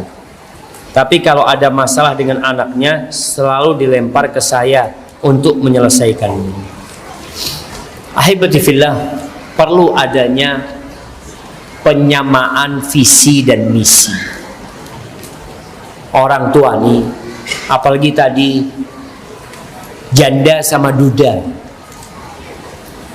para janda yang bawa anak, maka hendaklah tahu calon suaminya bagaimana. Sebagian wanita ada yang tidak mau menikah, dia mau didik anaknya sendirian karena dia takut dapat suami yang tidak satu visi dan misi. Maka perlu didudukkan, Mas. Mungkin kita perlu duduk, Mas, anak-anak ini mau dibawa kemana? Ngomong sama suami, Karena sinergi antara suami istri ini penting agar anak-anak itu tidak bingung harus nurutin siapa. Ada yang bapaknya mau ke timur, ibunya mau ke barat. Bapaknya melarang, ibunya nyuruh. Maka yang seperti ini akan bermasalah. Maka perlu duduk bersama, menyamakan visi dan misi. Setelah itu ya udah berjalan. Apa yang diperintahkan ayahnya semua harus melaksanakan. Ayahnya mengatakan jangan keluar, sudah jangan keluar. Ibu jangan malah nyuruh anaknya keluar. Sambil terus berdoa, jemaah mohon sama Allah Subhanahu wa taala. Barakallahu fikum. Ustadz, bagaimana caranya agar saya dan suami lebih sabar menghadapi dan mendidik anak saya yang usia 3 tahun, di mana anak saya sangat hiper, susah diberitahu, kalau marah suka membanting barang-barang dan ngitu.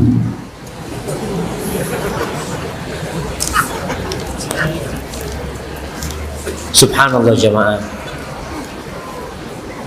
anak itu fitnah, anak itu ujian buat orang tuanya. Apa yang harus dilakukan orang tua ketika menghadapi anaknya yang tidak mudah diatur? Ada orang tua punya anak kalem sekali, disuruh ini nurut, tapi ada anak yang masya Allah nggak bisa dikasih tahu. Maka hendaklah beranggapan ini ladang amalan dia. Ini sebagai ladang amalan, nggak perlu jauh-jauh. Allah Azza wa Jalla mengatakan wa nabluukum bisyarri wal khairi fitnah. Kami menguji kalian dengan kebaikan dan keburukan sebagai fitnah, cobaan buat kalian. Bersyukur atau bersabar. Kalau nikmat dia harus bersyukur, kalau itu musibah dia harus bersabar. Maka tatkala menghadapi anak yang seperti ini perlu konsultasi dengan orang-orang yang ahli. Ada orang-orang yang ahli dalam mendidik anak seperti ini jamaah. Terus terang, kalau ana dikatakan ana bukan ahlinya, tapi ada ahli pun yang bingung. Ada seorang wanita yang subhanallah, dia telah menikah dengan suaminya 4 apa 8 tahun jemaah. Kalau nggak salah 8 tahun. Dia telepon ana 8 tahun Ustaz, menikah sama suaminya. Ana nggak pernah disentuh sama suaminya. Sama suaminya nggak pernah disentuh. Ana katakan mungkin suaminya naudzubillah suka dengan sesama jenis. Mungkin Ustaz. Ana sampaikan kepada dia, coba nanti berangkat ke psikiater. Apa kata perempuan ini? Ana psikiater. Dia ana ya Allah. Terus gimana ini? Kasih tahu dia. Ana nggak bisa ngobatin suami ana. Na'udzubillah. Maka para orang tua tetap konsultasi, cari orang yang ahli ya, untuk bagaimana mendidik anak yang seperti ini. Kalau bicara bersabar, mungkin anak hanya bisa memotivasi orang tuanya. Ketika dia hilang sabarnya, kata Allah, wasta'inu bisabri wassalah. Minta tolong dengan kesabaran dan sholat, minta sama Allah, hamparkan sejadahnya. Anaknya mungkin perlu dibacain Al-Quran kepada dia, diruqyah anaknya, sambil dibacakan dzikir pagi dan petang ya. Karena ada anak-anak yang memang bermasalah dan itu ujian buat orang tuanya. Barakallahu fikum. Baik, ini pertanyaan terakhir jamaah. Bismillah. Ana mau tanya Ustaz. Ana adalah single parent. Suatu saat anak bercerita bahwa dia nggak punya teman dan sering dibully sambil menangis. Bagaimana ana menenangkan dan memberikan pemahaman sama anak ana agar bisa keluar dari masalah ini? Jazakallahu khair. Ya jemaah, berat memang meninggalkan anak di sekolah, di pesantren. Ana merasakan sendiri. Ana hidup di pesantren itu kan memang ditinggal sama orang tua. Kita bertemu dengan kakak-kakak kelas, dengan orang-orang yang kita tidak pernah kenal. Kita dibully macam-macam. Allahu Akbar. Ada teman dari Surabaya waktu itu, itu sering ditarik celananya sama, ini pesantren jemaah, sering ditarik, dia sampai nangis apa, ini padahal cuma bergurau mereka jemaah. Maka sekarang bagaimana orang tua mencarikan teman buat anak? Caranya gimana? Undang teman-temannya ke rumah, bikin acara tasyakuran, teman sekelasnya dia diundang makan di rumah, ketemu sama mereka, akhirnya tahu dengan karakter mereka, kita menjalin hubungan baik dengan mereka, sehingga dengan cara seperti itu mudah-mudahan mereka jadi faham dengan anak kita. Karena biasanya orang itu merasa malu untuk melakukan tindakan buruk kepada orang yang telah berbuat baik kepada dirinya. Kemudian yang kedua tadi, kerjasama sama pihak sekolah penting. Ada masalah-masalah yang memang anak kita dibully ketika sedang di sekolah, kita ngobrol sama pihak sekolah kondisinya. Dan ingat para orang tua, ketika anaknya mungkin dilecehkan oleh kakak kelasnya atau oleh siapapun, jangan disembunyikan, segera laporkan kepada pihak sekolah. Karena kejadian ada orang yang melakukan pelecehan seksual atau macam-macam baru ketahuan setelah 50 anak. Apa penyebabnya? Pertama, orang tua nggak dekat sama anaknya sehingga tidak bisa dia ngobrol, atau orang tua malu mau melaporkan. Dia hanya mengatakan kepada anaknya, sabar nak. Iya, kita katakan sabar kepada anak kita, tapi kejadian ini tidak boleh dilanjutkan. Harus, mata rantainya harus dipotong tuh. Ini penyebabnya adalah ada orang tua yang membiarkan karena malu. Makanya kadang-kala setelah pelaku kriminal itu ditangkap, baru mulai laporan 1, 2, 3, 4, 5. Maka tolong orang tua kerjasama sama pihak guru. Dan tadi keluhan dari anaknya pulang dari sekolah, pulang dari pesantren, ditanya ya apa nak, ngobrol sama dia, gimana kakak kelasmu, gimana teman-temanmu, ngobrol sama mereka. Ketika ke pesantren, datang bawa makanan, coba nak kau undang teman-temanmu nak, ayah ingin lihat teman-temanmu. Maka itu penting, bukan orang tua menindak langsung yang melakukan perbuatan itu, karena ada pihak sekolah dan ada pihak yang berwajib agar semuanya bisa clear jemaah.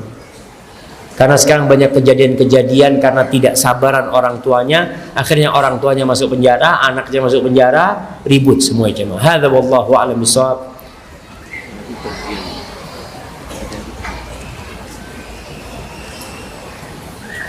Baik, ada hadiah di sini jemaah. Maka anak akan bertanya. Pertanyaan pertama, sebutkan 6 hal yang perlu diperhatikan dalam pendidikan anak di era digital ini. Antum punya anak? Belum, yang punya anak kalau tanya. Antum punya anak, kasih mic-nya sama dia aja.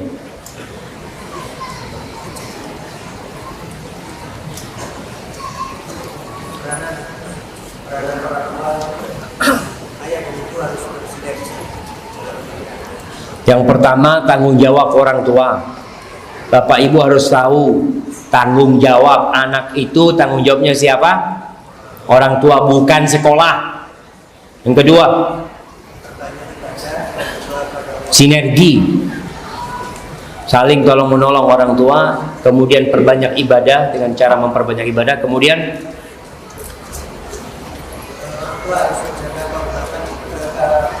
keharmonisan, baik menjaga keharmonisan orang tua demi untuk anak-anaknya, tidak ribut-ribut. Kemudian orang tua harus update, pinter ya, terus belajar orang tua, menjaga hubungan baik sama anaknya, menanamkan nilai-nilai jamaah, akidah dan nilai-nilai akhlak yang mulia. Setelah itu mentoring ya, berikan bimbingan kepada anaknya dan pengawasan buat anaknya. Barakallahu fikum. Nah, baik, ana mau kasih hadiah buat peserta paling jauh jemaah. Dari mana? Dari Trenggalek. Datang mau kajian nih. Masya Allah, Trenggalek jauh apa dekat jemaah? Gimana? Masya Allah, kabupaten Trenggalek kasih sudah jemaah. Buat yang paling tua jemaah. Mana yang paling tua? Umur berapa Pak? 78. Masya Allah. 78 jemaah. Ada yang mengalahkan? Kayaknya Bapak ini orang langka ini, Masya Allah. Mudah-mudahan dijaga sama Allah, diberkahin umurnya dan dikasih husnul khatimah. Jemaah itu yang bisa Anda sampaikan ya. Apabila benar itu dari Allah Subhanahu wa taala, kalau ada yang salah dan kurang berkenan, itu dari diri Anda pribadi. Allah dan Rasulnya terbebaskan dari kesalahan itu. Subhanakallahumma wa bihamdika asyhadu an la ilaha illa anta astaghfiruka wa atubu ilaik. Wassalamualaikum warahmatullahi wabarakatuh.